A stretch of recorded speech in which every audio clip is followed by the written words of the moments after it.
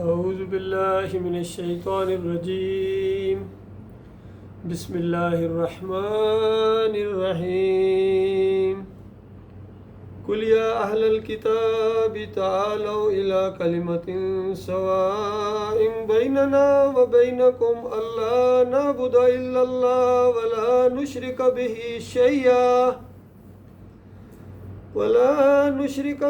شیئا ولا يتخذ بعضنا بعضا اربابا من دون اللہ فإن تولوا فقولوا اشهدوا بأننا مسلمون۔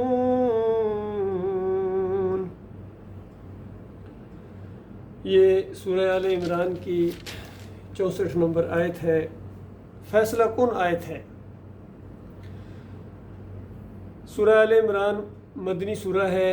جب نبی علیہ السلام اور آپ کے ساتھی 13 سال مکہ کے اندر صبح و شام دن رات توحید کی دعوت ہے، ایمان خالص کا بیان ہے کہ تمہارا ایک معبود ہے، اس کے علاوہ جتنے تم نے یہ گڑھے ہوئے ہیں 360 رکھے ہوئے ہیں بیت اللہ کے اندر گرد و نواح میں مختلف علاقوں میں، اس میں ابراہیم علیہ السلام کی مورتی ہے، اسماعیل علیہ السلام کی، لات منات عزا کی مورتیاں ہیں۔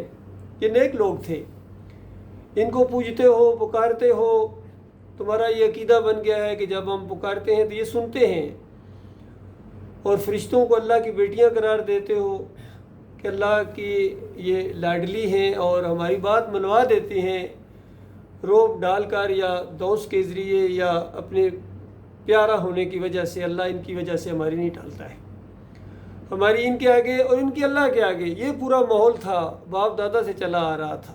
تو یہ کشمکش برپا ہو گئی اس دعوت کے ذریعے کہ کہو اللہ کے علاوہ کوئی معبود نہیں، کامیاب ہو جاؤ گے۔ یہ جتنے معبود تم نے بنائے ہیں یا تمہارے آباء و اجداد نے بنائے ہیں، یہ بالکل جھوٹ ہے، گمراہی ہے۔ یہ شیطان کی وجہ سے، شیطان نے یہ راستہ خوشنما کر کے دکھایا ان کو، اور وہ اس پر چل پڑے ہیں، اور جو اس پر مر گئے ہیں وہ انہوں نے اپنی آخرت برباد کر لی ہے، وہ جہنم کا ایندھن بنے ہیں، آگ میں چلے گئے، اور پھر قیامت کے دن جب فیصلہ ہوگا اس کے بعد ہمیشہ کی بربادی ہے ان کے لیے۔ اب تم آنکھیں بند کر کے ان کے پیچھے چل رہے ہو، رک جاؤ، یہاں رک جاؤ، اللہ نے کسی کو شریک نہیں بنایا ہے، یہ مسئلہ سمجھنے کی کوشش کرو۔ تو اس دعوت کی وجہ سے کیا کچھ نہیں بیت گیا ہے، 13 سال کتنی تکلیفیں دی گئیں صحابہ کرام کو، خود نبی علیہ السلام کو، پھر 2 دفعہ حبشہ کی طرف ہجرت کرنا پڑی، پھر مدینہ کی طرف ہجرت کر کے گئے ہیں۔ وہاں اہل کتاب تھے، کتابی لوگ تھے، انبیاء کو ماننے کا دعویٰ بھی کرتے تھے، لیکن ان کے اندر یہ خرابی آ گئی تھی، ان کے عقیدے کے اندر خرابی آ گئی تھی۔ تو پہلے تو مسلمانوں نے تھوڑا سا محسوس کیا کہ وہ لوگ ہیں، وہ جب ان کے پاس جائیں گے، دعوت پہنچے گی تو وہ بہت جلدی مان جائیں گے، کیونکہ کافی حد تک ٹھیک ہے، بس تھوڑا بہت جو ہے معاملہ وہ ٹھیک ہو جائے گا۔ لیکن وہاں جب جا کے دعوت پیش کی اور یہ چھوٹی سی جماعت وہاں پہنچی ہے اور وہاں ایک دعوتی ماحول بنا ہے، تو پتہ چلا کہ یہ مشرکین مکہ سے زیادہ سخت ہیں۔ ان کے علماء اور بڑے بڑے ان کے جتنے لیڈر ہیں، انہوں نے جانتے بوجھتے حق کو چھپایا ہے اور حق اور باطل کو ملایا ہے، اور انہوں نے مخالفتیں کی ہیں۔ تو ان کو دعوت دی گئی، سورہ البقرہ کے اندر بھی ان کی ساری تاریخ سامنے رکھی گئی کہ دیکھو اللہ کے کس طرح احسانات تمہارے اوپر تھے، اور جب تم نے منہ پھیرا ہے، تم نے شرک کیا ہے، وہی جرم کیا ہے جو پچھلی قوموں نے جو کیا تھا، ان کے اوپر اللہ کے عذاب آئے ہیں اسی شرک کی وجہ سے۔ قل سیروا فی الارض فانظروا کیف کان عاقبۃ الذین من قبل کان اکثرهم مشرکین، کہ پچھلی قوموں کے اوپر جو اللہ کے عذاب آئے ہیں، تم جانتے ہو ان کے اوپر اللہ کے عذاب آئے ہیں، کس وجہ سے آئے، کیوں آئے ہیں؟ وہ آدم علیہ السلام کی اولاد تھے، اللہ ہی کے بندے تھے، اللہ نے ان کو پیدا کیا تھا، تو اللہ نے کیوں ان کو مارا ہے؟ کسی کو پانی کے اندر ڈبکیاں دے دے کے مارا، کسی کے اوپر پتھروں کی بارش کی، کسی کو سخت چنگاڑ نے آ لیا، اور کسی کے اوپر اللہ تعالیٰ نے ایسا یعنی عذاب نازل کیا، طرح طرح کے عذاب کا ذکر ہے۔ تو آخر وجہ کیا ہے؟ فرمایا اکثر مشرکین، اکثریت شرک کرتے تھے۔ تو بتاؤ، شرک کی وجہ سے ان کے اوپر عذاب آئے ہیں، تب تمہارے اوپر شرک کی وجہ سے اللہ کی رحمت کے پھول کیسے برسیں گے؟ اتنی سادہ سی بات تمہاری سمجھ میں نہیں آ رہی ہے؟ سنو، اللہ کی سنت یہی ہے، تمہارے ساتھ بھی وہی قاعدہ کھلیا ہوگا، تمہارے اوپر بھی اس طرح عذاب آئیں گے، چاہے تمہیں اللہ تعالیٰ ٹکڑوں میں بانٹے، ایک کی طاقت کا مزہ دوسرے کو سکھائے، یا آسمان سے عذاب نازل کرے یا زمین سے تمہارے لیے عذاب نکالے، جو طریقہ وہ چاہے اختیار کرے، وہ تم سے پوچھے گا نہیں ہم کس طرح کا عذاب تم چاہتے ہو، مالک اپنی طرف سے لائے گا۔ چاہے تمہیں پہلے وارننگ دے دی جائے یا بغیر وارننگ کے آ جائے، تم اس عذاب کو نہیں برداشت کر سکو گے۔ تو یہ ساری چیزیں بیان کرنے کے بعد ایک بہت ہی خیر خواہی والے انداز میں اللہ تعالیٰ نے یہ ایک آفر ان کے سامنے رکھی، بڑی زبردست آفر تھی اس آیت کے اندر۔ اس ایک آیت کے اندر گویا پورا دین سمیٹ دیا گیا ہے۔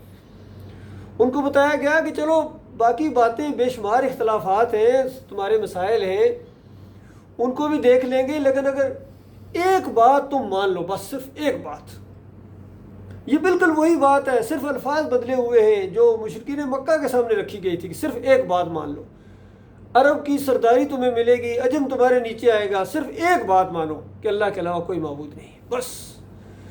یہ بات ان کے اوپر بڑی شاک گزرتی تھی، پہاڑ بن کر گرتی تھی، کیونکہ اسی مسئلے کے اوپر ان کا سارا وہاں جو سسٹم چل رہا تھا، ان کی معیشت چل رہی تھی، ان کے آپس میں تعلقات اور دوستیاں اور برادریاں تھیں، رشتہ داریاں تھیں، آباء و اجداد کے اونچے نام تھے، یہ سب کچھ اسی وجہ سے تو چل رہا تھا۔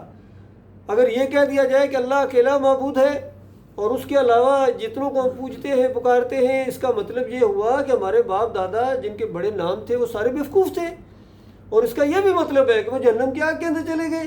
یہ ساری چیزیں برداشت کر لیں، یہ ان کے بس کی بات نہیں تھی۔ تو دیکھیے یہاں بھی آ کے اہل کتاب کے سامنے وہی بات رکھی گئی کہ صرف ایک بات ہے، بس ایک بات تو مان لو۔ اس بات کا ذکر ہے اس آیت کے اندر، فرمایا قل یا اہل الکتاب تعالوا الی کلمۃ سواء بیننا و بینکم، ایک کلمہ جو ہمارے اور تمہارے درمیان مشترک ہے، بالکل تم بھی اس کو مانتے ہو کہ اس سے پہلے جو انبیاء آتے رہے ہیں انہوں نے کیا دعوت دی تھی، یا قوم اعبدوا اللہ ما لکم من الہ غیرہ، ہر پیغمبر نے یہ دعوت دی، اے قوم کے لوگوں اللہ کی بندگی کرو، اس کے علاوہ تمہارا کوئی اور معبود نہیں ہے، کوئی الہ نہیں۔ تو چلو اس بات کو تو مان لو جو ہمارے اور تمہارے درمیان بالکل مشترک ہے، اور وہ یہ کہ اللہ نعبد الا اللہ، بالکل اللہ کے علاوہ کسی کی بندگی نہ کرے، اس بات پر آ جاؤ۔ اور اسی بات کو تھوڑا سا اور کھولا گیا، بات یہی ہے کہ کچھ معلوم ہے کہ بندگی کس کو کہتے ہیں، یا اللہ کا کیا مطالبہ ہے کہ بندگی کرو تو کس طرح کرو۔ فرمایا وَلَا نُشْرِكَ بِهِ شَيْئًا، بندگی کریں اللہ کی اور اللہ کے ساتھ شیء بھی شرک نہ کریں۔ یہ وہی بات ہے جو نبی علیہ السلام نے فرمائی تھی، مَن مَّاتَ یُشْرِکْ بِاللَّهِ شَیْءٌ دخل النار، کہ جو شیء بھی اللہ کے ساتھ شرک کرے گا، ذرا معمولی سا بھی شرک کرے گا، اللہ کے علاوہ کسی اور کو پکارے گا، آہستہ پکارے یا زور سے پکارے، کوئی تھوڑی سی نظر و نیاز کرے، کوئی تھوڑا سا کسی اور کے اوپر توکل اور بھروسہ کرے، تو اس نے گویا جب یہ انداز اختیار کیا تو اس کے بعد اگر اس کی موت آ گئی، اس نے توبہ نہیں کی، اس شرک سے معمولی شرک سے بھی توبہ نہیں کی، تو وہ آگ کے اندر مرنے کے ساتھ ہی چلا جاتا ہے۔ اغرقوا فادخلوا نارا، قوم نوح کے بارے میں فرمایا، جیسے پانی کے اندر ڈبکیاں کھا کے مرے ہیں، پانی کے اندر غرق ہوئے، وہ پانی باعث بنا ہے ان کی موت کا، اور مرنے کے ساتھ ہی آگ کے اندر چلے گئے۔ تو یہ ہوتا ہے ہر ایک کے ساتھ۔ تو بتایا گیا کہ ہم اللہ کے ساتھ بال برابر بھی شرک نہ کریں، یہ اللہ کا بیٹا قرار دینا، اللہ کے نور کا ٹکڑا قرار دینا، اللہ کے علاوہ کسی اور کو داتا کہنا، دستگیر کہنا، مشکل کشا کہنا، حاجت روا کہنا، غوث کہنا، فریادیں سننے والا کہنا، اور پھر اللہ کے علاوہ کسی اور کے سامنے رکوع کرنا، سجدہ کرنا، یہ تو پہاڑوں سے بھی بڑے شرک ہیں، اس کے اوپر تو زمین اور آسمان پھٹ جائیں اتنا بڑے شرک ہیں۔ تو یہ تم معمولی سا شرک بھی اللہ کے ہاں کوئی کمپرومائز نہیں ہے، اس کے اندر معمولی سا بھی گنجائش نہیں ہے کہ اسلام کے اندر برحال اس کی گنجائش نہیں، باقی ادھیان کے اندر گنجائش ہے۔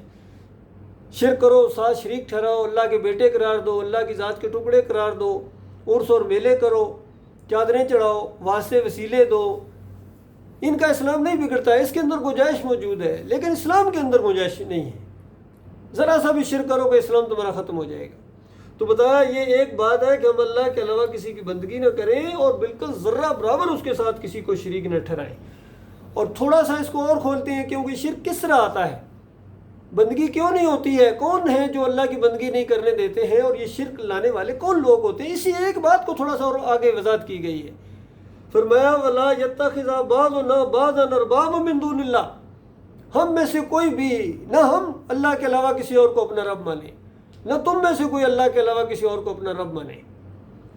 تو یہ سورہ توبہ جو بالکل آخری صورتوں میں سے ہے، وہ جب نازل ہوئی اور کہا گیا ان اہل کتاب نے، انہوں نے اپنے علماء اور مشائخ کو ارباب من دون اللہ بنا لیا ہے، اور یہ ان کی بات مانتے ہیں اللہ کے مقابلے میں۔ تو عدی بن حاتم طائی نے نبی علیہ السلام سے پوچھا، اللہ کے رسول صلی اللہ علیہ وسلم، یہ جو اللہ کی بات ہے کہ ہم اہل کتاب نے اللہ کے علاوہ اپنے رب بنا لیا، اپنے علماء اور مشائخ کو اپنا رب بنا لیا ہے، تو یہ تو ہم نے کبھی نہیں کہا ان کو رب، اس کا کیا مطلب ہے؟ تو نبی علیہ السلام نے پوچھا، عدی کیا ایسا نہیں ہوتا تھا کہ اللہ کی کتاب کسی چیز کو حلال قرار دے اور تمہارے علماء اس کو حرام قرار دیں، تو کس کی بات مانتے تھے؟ ان کا مانتے تو اپنی علماء کی بات مانتے تھے۔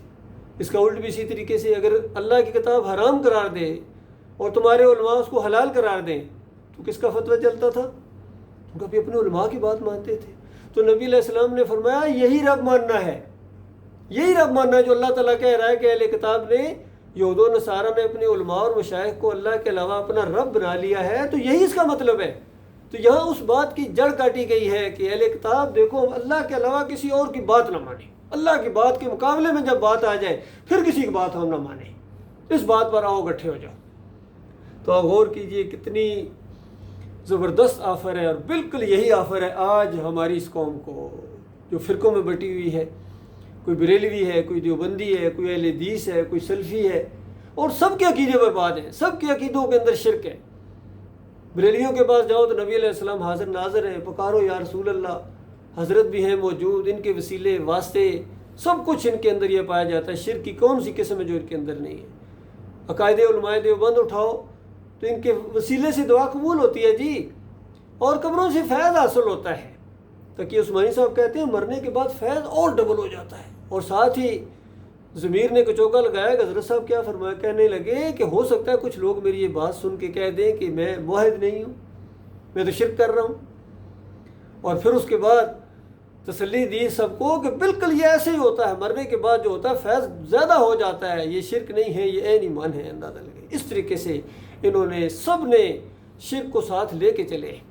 محمود الحسن صاحب کہتے ہیں اللہ کے نیک بندوں کو، مقبول بندوں کو پکارنا یہ اللہ ہی کو پکارنا ہے۔ یہ انہوں نے تفسیر شبیر احمد عثمانی کے اندر ڈال دیا۔ محمد حنیف صاحب دعوت القرآن جلد دوم کے اندر لکھتے ہیں کہ اللہ کے بندے کو سجدہ، یہ اللہ ہی کو سجدہ ہے۔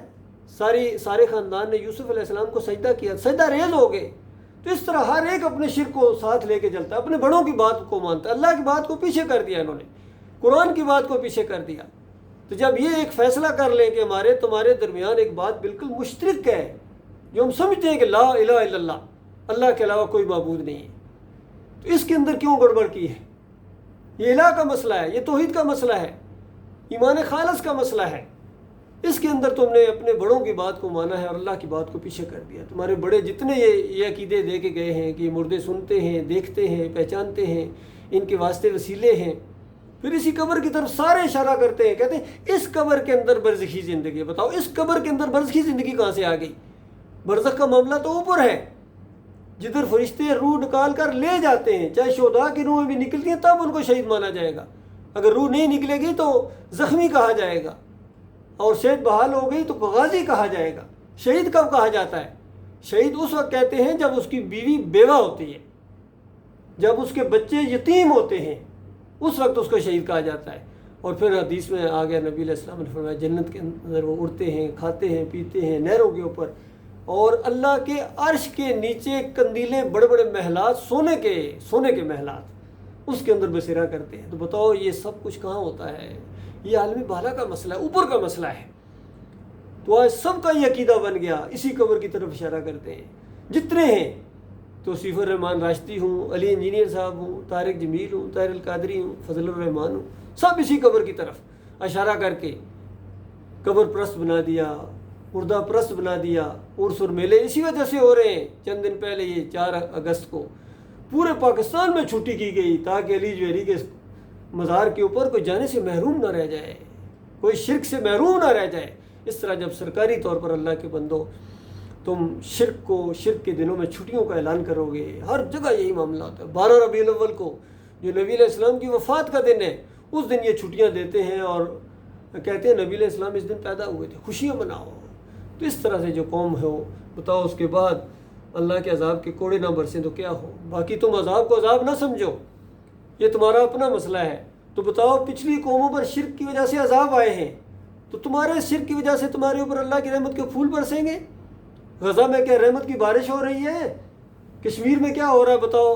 اس سے پہلے بوسنیا میں، چچینیا میں اور پوری دنیا میں یہ جو ہو رہا ہے، چاہے یوکرین کے اوپر میزائلوں کی بارش ہو رہی ہے، یہ ہمارے گلف کنٹریز کے اوپر بھی میزائل برس رہے ہیں اور تمہارے آپس میں بھی برس رہے ہیں۔ بتاؤ یہ کیا؟ اور اللہ کی رحمت برس رہی ہے؟ پہلے تو پتھروں کی بارش ہوتی تھی، تمہارے اوپر میزائلوں کی بارش ہو رہی ہے، تمہیں آپس میں اللہ تعالیٰ لڑا رہا ہے۔ سورہ الانعام کے اندر اس عذاب کا بھی ذکر ہے۔ یہ ساری عذاب کی قسمیں ہیں، اور یہ تو بہت ہی ہلکا ہاتھ ہے۔ مرنے کے ساتھ وہ آگ لگنے والی ہے جو بجھائے نہ بجھے گی۔ جو بھی ایمان خالص اختیار نہ کرے گا، توحید اختیار نہیں کرے گا، شرک سے برات اور بیزاری کا اعلان نہیں کرے گا، کوئی اللہ کے عذاب سے بچ نہیں سکتا ہے، کیونکہ یہ نبی علیہ السلام نے فرمایا۔ پورے قرآن کا گویا نچوڑ نبی علیہ السلام دیکھیے، اس آیت کا بھی گویا وہی تفسیر ہے جو نبی علیہ السلام نے فرمائی کہ ممات یشرک باللہ شیء دخل النار۔ جو شیء شرک کے ساتھ مر گیا، توبہ کی توفیق نہ ملی ہے، کیونکہ شرک ایسی بیماری ہے جب تک اس کا کوئی خود علاج نہ کروانا چاہے اس کا کوئی علاج نہیں ہے، اور اگر شرک عقیدے کے اندر رہ جائے پھر کوئی عمل اس کی تلافی نہیں کر سکتا ہے، اس کے سارے نیک اعمال برباد کر دیے جاتے ہیں۔ سمجھانے کے لیے اللہ تعالیٰ نے بتایا کہ تم کیا چیز ہو، یہ میرے انبیاء دیکھو، وَلَوْ أَشْرَكُوا لَحَبِطَ عَنْهُمْ مَا كَانُوا يَعْمَلُونَ، اگر یہ بھی شرک کرتے ان کے اعمال برباد ہو جاتے۔ سورہ زمر کے آخری رکوع میں فرمایا لَئِنْ أَشْرَكْتَ، آخری نبی ہیں آپ کو یہ بات بتائی جا رہی ہے، اور سارے نبیوں کی طرف اشارہ کیا، وَلَقَدْ أُوحِيَ إِلَيْكَ وَإِلَى الَّذِينَ مِن قَبْلِكَ، آپ کی طرف وحی کی جا رہی ہے، آپ سے پہلے ہر نبی رسول کی طرف یہ وحی کی ہے، اور وحی یہ ہے لَئِنْ أَشْرَكْتَ لَيَحْبَطَنَّ عَمَلُكَ، اگر تو نے بھی شرک کیا تیرا عمل ضائع ہو جائے گا۔ یہی دعوت ہے اپنے پیاروں کو، اپنی قوم کو، پھر ساری دنیا تک۔ دیکھو تمہارے اعمال برباد ہو جائیں گے شرک کی وجہ سے، اور آج شرک کی وجہ سے انسانیت کی زندگیاں تلخ ہیں، اور آپس میں جنگیں ہیں، لڑائیاں ہیں۔ اس سے پہلے دیکھو حالات کس طرح ہوئے ہیں، 47 کے اندر کس طرح یہ پارٹیشن ہوئی ہے، کس طرح عذاب آئے ہیں ان لوگوں کے اوپر، کس طرح وہاں سے جو ہجرتیں کر کے یا وہاں سے نقل مکانی کر کے یہاں آئے، ان سے جا کے پوچھو کس طرح کیسا دور گزرے ہیں، وہ واقعات سنے نہیں جا سکتے، یقین کیجیے۔ اور یہاں آنے کے بعد بھی یہ 75-76 سال ہو گئے ہیں، قوم کی کیا حالت، کوئی سکھ کا سانس لیا اس قوم نے؟ بتائیے، ایک سے ایک بد سے بدترین ان کے اوپر اللہ تعالیٰ حکمران مسلط کرتا ہے، جو ان کو عذاب دیتے ہیں، اور کوئی ان کے اوپر ترس نہیں کھاتے ہیں۔ تو یہ معاملہ ہے، جب تک ایمان خالص کی طرف نہیں لوٹو گے، جب تک توحید کی طرف نہیں لوٹو گے، تمہارا کوئی عمل اللہ کے قابل قبول۔ صرف بتوں کے نام تبدیل کرنے سے تو معاملہ نہیں ہوتا ہے۔ ہندو اپنی مورتی کو کھڑا کر کے پوجتا ہے، وہاں جا کے سجدے کرتا ہے، ڈنڈوت کہتا ہے، اور یہ مسلمان وہاں مزاروں کے سامنے سجدے کرتے ہیں اور اس کو سجدہ تعظیمی کہتے ہیں۔ وہاں جا کے پرشاد بانٹتا ہے ہندو، اور یہ نیاز بانٹتے ہیں۔ وہ وہاں پھیرے لگاتا ہے، یہ طواف کرتے ہیں۔ وہ بھجن گاتا ہے، یہ قوالیاں اور نعتیں پڑھتے ہیں۔ بتاؤ کون سا فرق ہے؟ ساری چیزیں وہی ہیں، الفاظ بدلی کرنے سے حقیقت بدلی نہیں ہوتی ہے۔ زہر کے اوپر تریاق کا لیبل لگانے سے یا ہنی اس کے اوپر لکھ دو، شہد لکھ دو، تو وہ تو نہیں بن جائے گا۔ بکرے جو ہے یا خنزیر کے اوپر بکرا لکھ دو تو کیا وہ بکرا بن جائے گا؟ ایسا نہیں ہوتا ہے، حقیقت نہیں بدلی ہوتی ہے۔ تو اللہ کو فراڈ کرنے کی کوشش نہ کرو میری قوم کے لوگوں، آؤ ایمان خالص کی طرف، توحید کی طرف آؤ، اور اس راستے میں ہم لگائیں، آگے بڑھیں، تو یہ اللہ کے راستے میں صحیح معنوں میں تبلیغ ہوگی، اور یہ اللہ کے راستے میں صحیح معنوں میں جہاد، اور جہاد کبیر کہا گیا اس کو سورہ الفرقان کے اندر، توحید کے ذریعے، قرآن کے ذریعے دعوت دینے کو۔ باقی یقین کریں، اگر آپ نیٹ کھولیں دیکھیں، ہر مسلک کا علماء ہے، جہاد کے اوپر تقریریں کر رہے ہیں، اللہ سے دعائیں مانگ رہے ہیں، سب کچھ ہو رہا ہے، لیکن ہر ایک کے عقیدے کے اندر خرابی ہے۔ تم کس کے خلاف جہاد کرو گے؟ اب تمہارے خلاف جہاد ہے، شرک اور کفر پھیلانے والوں کے خلاف اب جہاد کا اعلان ہوا ہے، توحید کے ذریعے، ایمان خالص کے ذریعے، اور مخلص اور باصلاحیت لوگوں کے لیے یہ بڑا موقع ہے کہ اس کے لیے اپنا وقت نکالیں، اپنی جان لگائیں، اپنا مال لگائیں، اور جو کچھ وہ کریں گے یاد رکھنا صرف اپنی ذات کے لیے کر رہے ہیں۔ ایک حدیث میں نبی علیہ السلام نے فرمایا، حدیث قدسی ہے، اللہ فرماتا ہے کہ انسانوں، تم میں سے اگر سب سے زیادہ جو متقی اور پرہیزگار انسان ہے، جن اور انسان اگر اس جیسے بھی بن جائیں تو میری مملکت کے اندر ایک بال برابر کوئی اضافہ نہیں ہے، اور اگر تم سارے جن اور سارے انسان مل کر سب سے زیادہ جو کافر ہے یعنی ابلیس کی طرح بن جاؤ تو میری مملکت کے اندر ایک بال برابر کوئی کمی نہیں آئے گی۔ یہ تمہارے اعمال ہے جس نے تمہیں گھیرا ہوا ہے۔ جو کچھ کرے گا، کوئی خیر کرے گا اپنے لیے کرے گا، اور جو کچھ برائی کرے گا وہ اپنے لیے کرے گا۔ یہ معاملہ ہے اللہ کے بندو، یہ ایک موقع ہے، یہ زندگی ملی ہے، یہ بار بار ملنے والی نہیں ہے۔ ایک دفعہ یہ موقع ہاتھ سے نکل گیا پھر دوبارہ کبھی موقع نہیں ملے گا۔ اس لیے اب اپنی اصلاح کریں، توبہ استغفار کریں، اپنی کوتاہیوں کے اوپر نظر رکھیں، اور مرنے سے پہلے اپنے مالک اور خالق کو راضی کر لیں، اللہ کی طرف اپنا رخ کر لیں۔ اب جس کا جی چاہے اپنے رب کا راستہ اختیار کریں۔ رب کا راستہ ایمان کا راستہ، توحید کا راستہ، فلاح کا راستہ، یہ ہے قرآن کا راستہ، یہ ہے تمام انبیاء کا راستہ، یہ ہے ان لوگوں کا راستہ جن کے اوپر اللہ نے انعام کیا ہے۔ اللہ سے ہم روزانہ دعا مانگتے ہیں، اہدنا الصراط المستقیم، اہدنا الصراط المستقیم، یا اللہ صراط مستقیم دکھا، صراط الذین انعمت علیہم، ان لوگوں کا راستہ دکھا جن پر تو نے انعام کیے۔ کن پر اللہ نے انعام کیے بتائیے؟ انبیاء پر اللہ نے انعام کیے، اور ان کا راستہ ایمان کا راستہ، توحید کا راستہ، رد شرک کا راستہ۔ وہ مزار بنانے والے نہیں تھے، وہ عرس و میلے کرنے والے نہیں تھے، وہ پکارے لگانے والے نہیں تھے، تعویذ گننے والے نہیں تھے، امام زامن نہیں مانتے تھے، نہ یہ جمہوریت کا راستہ، مشرکانہ راستہ انہوں نے اختیار کیا۔ انہوں نے توحید کا راستہ اختیار کیا، توحید کی دعوت دی ہے۔ تو یہ ہے ان لوگوں کا راستہ۔ پھر کہتے ہیں یا اللہ ان لوگوں کا راستہ نہ دکھانا، ان لوگوں کے راستے پر ہمیں نہ چلانا، صراط غیر المغضوب علیہم ولا الضالین، آمین، کہ ان لوگوں کا راستہ جن پر تیرا غضب نازل ہوا، جو بھٹک گئے، گمراہ ہو گئے، ان لوگوں کا راستہ نہ چلانا۔ کون ہیں یہ لوگ؟ یہی ہیں یہودی ہیں، یہی ہیں عیسائی ہیں جن کو کہا گیا تھا آؤ ایمان خالص کی طرف، آؤ ایک ایسی بات کی طرف جو ہمارے تمہارے درمیان مشترک ہے۔ وہ نہیں آئے تھے، اس وجہ سے ان کے اوپر اللہ کا غضب نازل ہوا۔ اور آج اگر یہ قوم بھی اس ایمان کی طرف نہیں آئے گی، یہ راستے کی طرف نہیں آئے گی، یہ شرط پوری نہیں کرے گی، ان کے اوپر بھی اسی طرح اللہ کی لعنتیں برسیں گی۔ فرمایا اس انداز سے ان کو بات بالکل پوری طرح بتا دو، اور اس کے بعد فَإِن تَوَلَّوْا، مالک جانتا ہے یہ اکثریت آنے والے نہیں ہے اس راستے کی طرف، اور ان کو صاف کہہ دو کہ اگر تم نہیں آتے ہو، منہ موڑتے ہو، فَقُولُوا، ان کو بالکل اعلان کے ساتھ یہ اعلان کر دو، فَقُولُوا اشْهَدُوا، بالکل گواہ رہنا، تم لوگوں نے یہ دعوت سنی ہے، تمہارے کانوں تک یہ بات پہنچی ہے بِأَنَّا مُسْلِمُونَ، کہ ہم مسلم ہیں، ہم اللہ کے فرمان بردار ہیں، ہمارا شرک سے کوئی تعلق نہیں ہے، ہمارا مسلکوں سے اور ان سیاسی فرقوں سے کوئی تعلق نہیں ہے، ہم مومن ہیں، ہم مسلم ہیں، اور ہم اللہ کے فرمان بردار ہیں۔ گواہ رہنا، ہمارا مالک بھی گواہ ہے، تم بھی گواہ رہنا، کسی قسم کا شک تمہیں نہیں ہونا چاہیے کہ ہمارا معاملہ کیا ہے، ہمارا راستہ کون سا راستہ ہے۔ ہمارا راستہ آخری نبی محمد صلی اللہ علیہ وآلہ وسلم کا راستہ ہے، صحابہ کرام والا راستہ ہے۔ اللہ تعالیٰ اسی کے اوپر قائم رکھے، اور مخلص اور باصلاحیت لوگوں کو اللہ تعالیٰ ہمارا ساتھی بنائے تاکہ یہ قافلہ رواں دوا رہے۔ وَقُولُوا قَوْلِي هَٰذَا أَسْتَغْفِرُ اللَّهَ لِي وَلَكُمْ وَلِسَائِرِ الْمُسْلِمِينَ۔